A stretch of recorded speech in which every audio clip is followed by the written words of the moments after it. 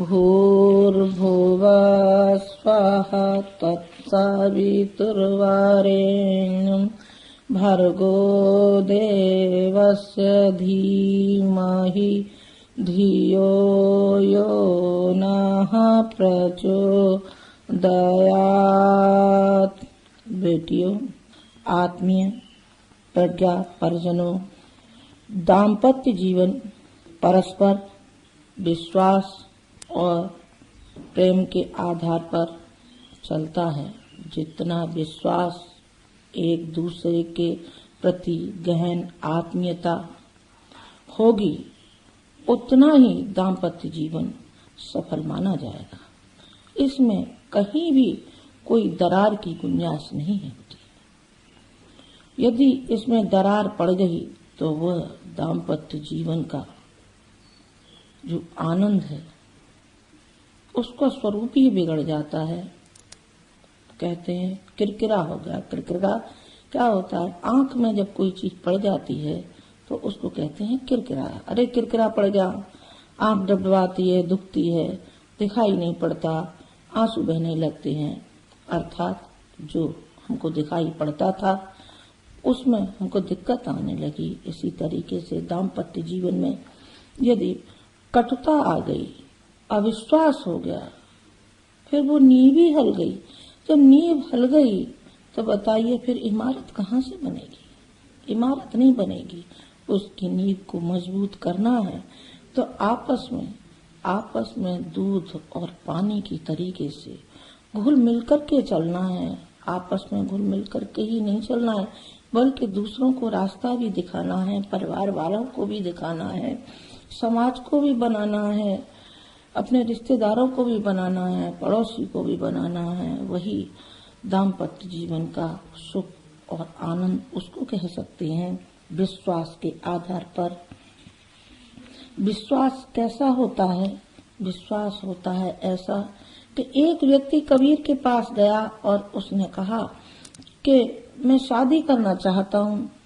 शादी करना चाहते हो तो शादी तब करना, अभी थोड़ी देर रुक जाओ। उन्होंने अपनी पत्नी से कहा कि भाई जरा दिया लाना, और दिया ला करके उन्होंने रख दिया तो उन्होंने कहा अरे भाई आपको दिखाई नहीं पड़ रहा है, धूप निकल रही है और आप कह रहे हैं कि दिया लाओ।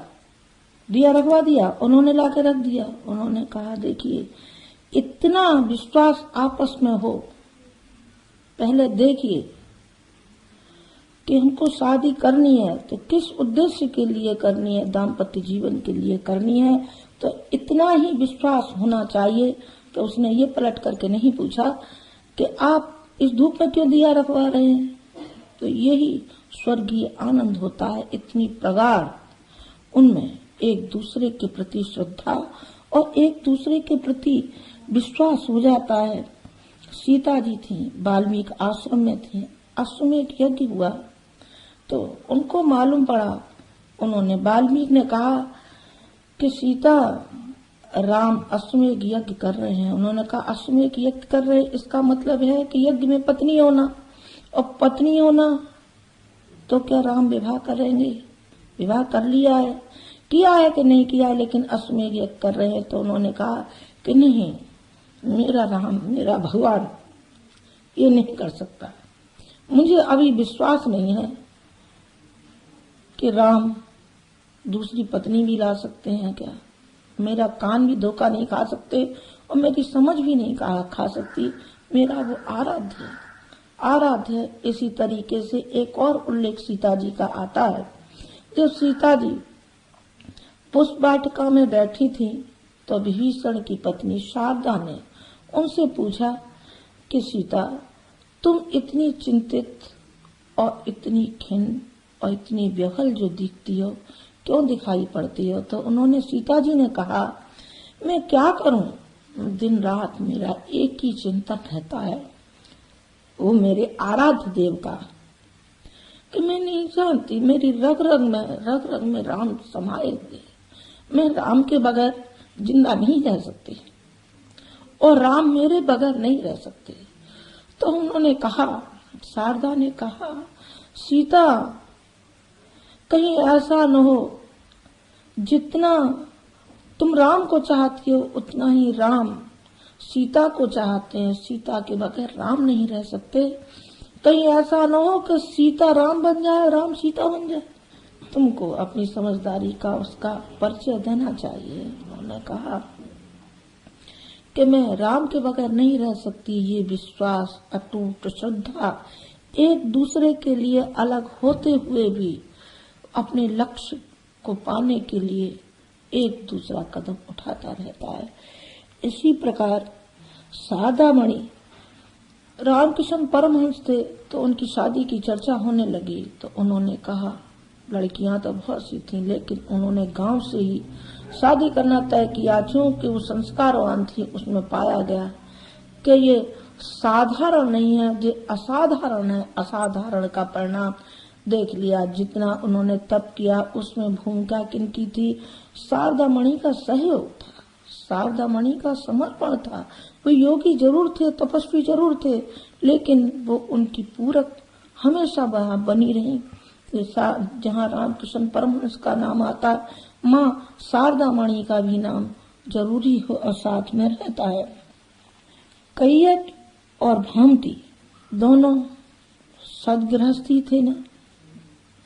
उनका दाम्पत्य जीवन कितना उच्च कोटि का था कि कैयट ग्रंथ लिख रहे थे और भामती अपनी जीविका उपार्जन के लिए रस्सी बटती थी और दोनों की उदर पूर्ति उससे होती थी।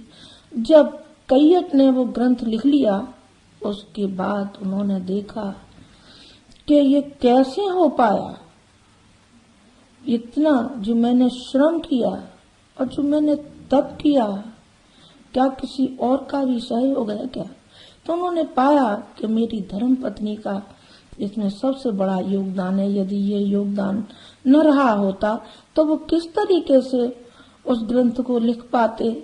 तो उन्होंने पूछा, देवी तुम ये क्या करती रही, ये कहाँ से आया? उन्होंने कहा कि देव, आप अपने तप में लगे हुए थे, अर्थात ये तपस्या साधना कर रहे थे। आप साहित्य सृजन के लिए जो आपने कदम उठाया था ग्रंथ के लिए, तो मैंने सोचा कि मेरा स्वामी जी कर रहा है तो मेरी भी भूमिका कुछ अदा होनी चाहिए। और मैं रस्सी बट करके ये जो पैसा लाती थी उससे हम दोनों की जीविका चलती थी। तो ये हमारे दाम्पत्य जीवन का उदाहरण होना चाहिए। श्रद्धानंद और उनकी पत्नी, श्रद्धानंद मुंशी राम थे जो बिगड़ैल कोतवाल के लड़के, बिगड़ैल मुंशी राम जो अय्यासी और जुआ, शराब, वेश्यागामी जो भी अवगुण थे सारे के सारे उनमें विद्यमान थे। लेकिन जब उनकी पत्नी की उन पर छाया पड़ी और उनसे प्रेरणा मिली, जब वो एक दिन आए शराब के नशे में और उनको उल्टी होने लगी, तो सारी की सारी उल्टी उनकी पत्नी पर पड़ी। पत्नी उठा करके लाई, ठंडक के दिन थे, और उन्होंने उनको सुला दिया। जब नशा उतरा तो उन्होंने देखा अंगीठी जल रही है, आटा मड़ा हुआ रखा है। तो उन्होंने कहा कि देवी तुमने भोजन नहीं किया? तो उन्होंने कहा कि मैंने आज तक कभी भी भोजन आपको बगैर कराए नहीं किया है, तो मैं आज ही कैसे करती? उन्होंने कहा कि ये बताओ, क्या मैं ये पापी हूँ और मैंने इतने दिन तक तुमको सताया है, जो कुकृत्य मैं करता रहा हूँ, क्या तुम्हें जरा भी रोष नहीं आया? तो उन्होंने एक ही शब्द कहा कि मेरा फर्ज और कर्तव्य, मैंने आपको अपना आराध्य माना है और अपने को आपके लिए समर्पण किया है, तो कौन विचार करे कि आप में क्या गलती है क्या नहीं है? मुझे बताइए, कहीं मेरी कोई भूल तो नहीं थी, आपके मार्ग में कोई रूढ़ा तो नहीं थी? तो वो फूट पड़े और रोए और उन्होंने कहा कि ये पत्नी नहीं है, मेरी गुरु है। ये महिला जानते हैं कि महिला हमारी पूरक नहीं है। नहीं बेटे, पूरक है। पति एक कदम आगे नहीं चल सकता यदि पत्नी उसमें बाधक होती है तो, और पत्नी सहयोगी होती है तो वो आगे आगे कदम बढ़ते हुए चले जाते हैं और बड़े से बड़े कठिन से कठिन काम करने में सुगमता मिल जाती है। तो उन्होंने क्या आगे चल करके वो स्वामी श्रद्धानंद हुए और श्रद्धानंद होकर के आर्य समाज का काम किया, पंजाब आर्य समाज का किया। कई पत्रिकाओं के वो संपादक रहे और उनके लड़के थे बृहस्पति वाचस्पति, तो उन्होंने गुरुकुल का काम देखा था। जी कौन थे? जी थे दाम्पत्य जीवन जो होना चाहिए वो इस तरीके का होना चाहिए। ऐसा नहीं कि जरा जरा सी कोई बात हो गई उसमें कटुता पैदा हो गई, तलाक होते फिरे, उसका अहम आगे को चल रहा है, पत्नी अपने अहम को झुकाने के लिए तैयार नहीं है। तो बताइए ये दाम्पत्य जीवन किस पर चलेगा? कोई आधार तो हो। आधारशिला जब तक नहीं होगी तब तक दाम्पत्य जीवन सफल नहीं कहा जा सकता, वो असफल ही होगा और असफल ही वो बना रहेगा। शैव्या और हरिश्चंद्र, जहाँ भूमिका हरिश्चंद्र की है तो अपने गुरु के लिए उसने कोई विचार नहीं किया, अपने राजपाट को दे दिया, बीवी को दे दिया, बच्चे को दे दिया, लेकिन मुख्य जो भूमिका थी वो भूमिका थी उनकी पत्नी शैव्या की। उन्होंने कहा कौन विचार करे, जो कह दिया वो करना ही चाहिए, आप विचार मत करिए, आप मुझे बेच दीजिए। तो उन्होंने कहा कि मैं तो तुमको शादी करके लाया था, बेचने के लिए जाऊंगा क्या मैं? उन्होंने कहा कि नहीं, गुरु के काम के लिए आपको आगे आना ही चाहिए, मैं आपकी पत्नी हूँ, आप कांटों पर चलें और मैं राजमहल में रहूं नहीं, मैं भी बिकूंगी और मेरा बच्चा भी बिकेगा और दोनों ही वो बिक गए। अंत में आपको मालूम ही है कि वो भी चांडाल के यहाँ बिके और उन्होंने फर्ज और कर्तव्य को अदा किया और उनके गुरु का नतमस्तक हो गए। उन्होंने कहा कि हरिश्चंद्र तू बड़ा है, मुझसे बड़ा है और तेरी पत्नी उससे भी बड़ी है, क्योंकि तुम दोनों एक दूसरे के पूरक हो और दोनों ने ही वो कदम उठाया जो कि संसार के लिए एक प्रेरणा का स्रोत बन गया।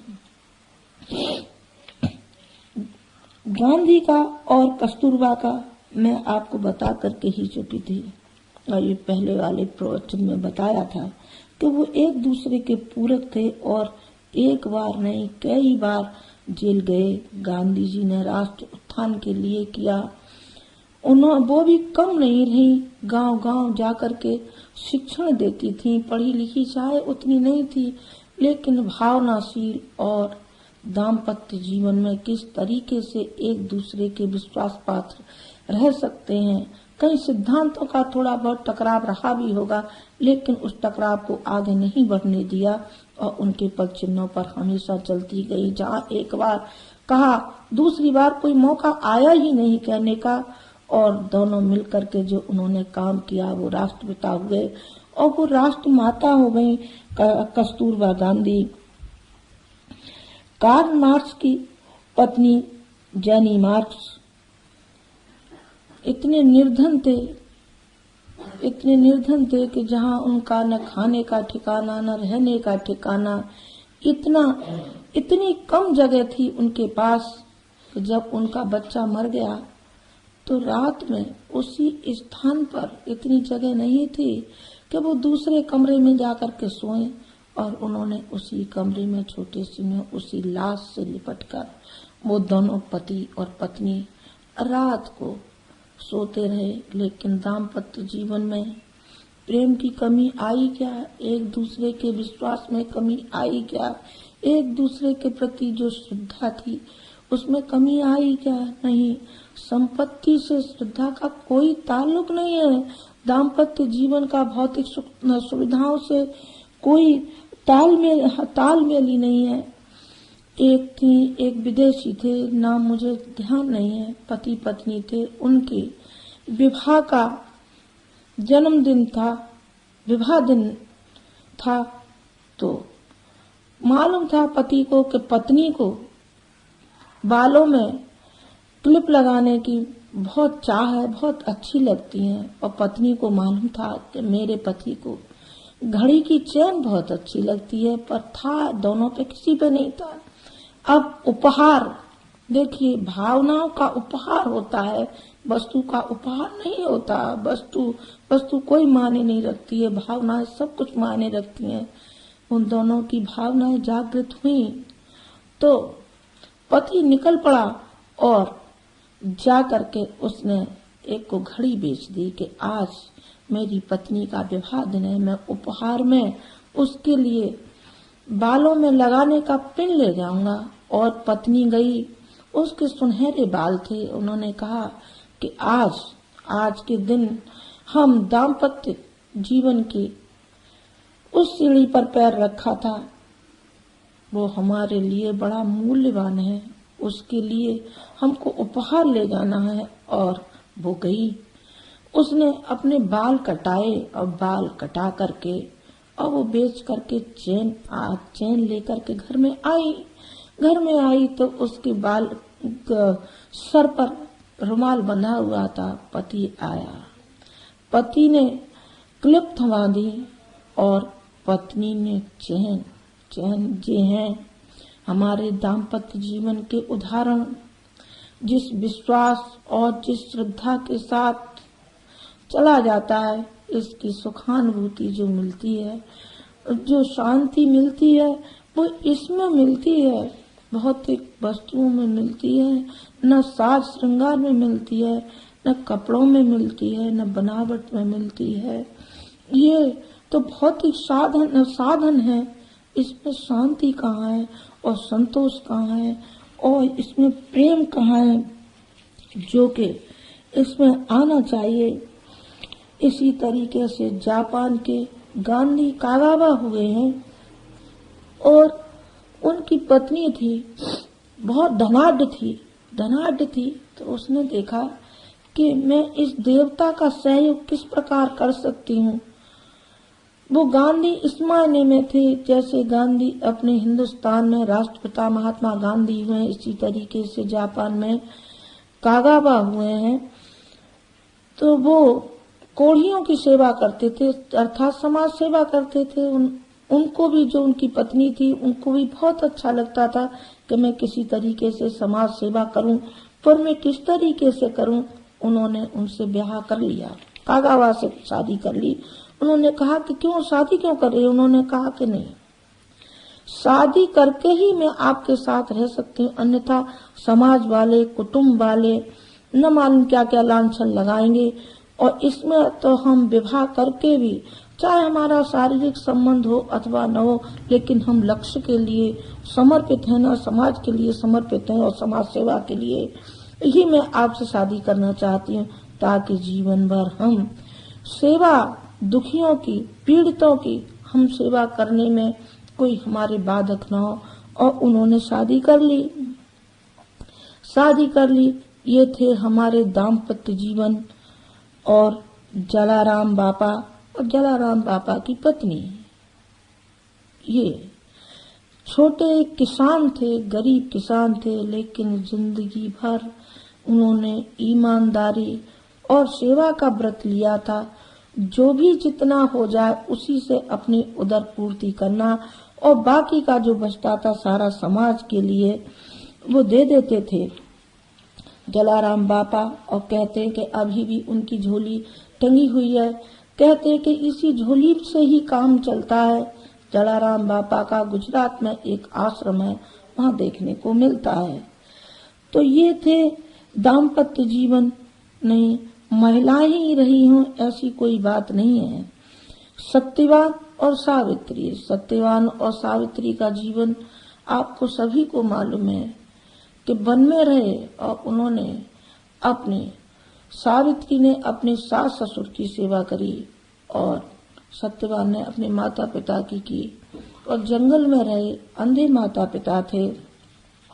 सुकन्या ने अपने पति की एक उसमें कहीं भी दरार पड़ने की कोई भी गुंजाइश नहीं थी। राम शास्त्री एक सेठ के यहाँ नौकरी करते थे और उनकी जो सेठानी थी वो राम शास्त्री को बहुत चाहती थी, बहुत स्नेह करती थी, बेटा तुल्य मानती थी। पर उसको अपने मन में चुभता रहता था कि मैं तो सेठ की पत्नी हूँ, मेरे पास इतना है और ये गरीब है, इसके पास कुछ है नहीं। तो उसने कहा, अरे शास्त्री, तू आता रहता है और अपनी पत्नी को नहीं लाता। वो गए, एक दिन अपनी पत्नी को भेज दिया और सेठ जी के यहाँ पहुंची। सेठ के यहाँ पहुंची तो सेठानी ने बहुत आदर सत्कार किया, उसको जेवर पहना, कपड़ा पहनाया, कपड़ा जेवर पहना करके पालकी में उसको विदा किया।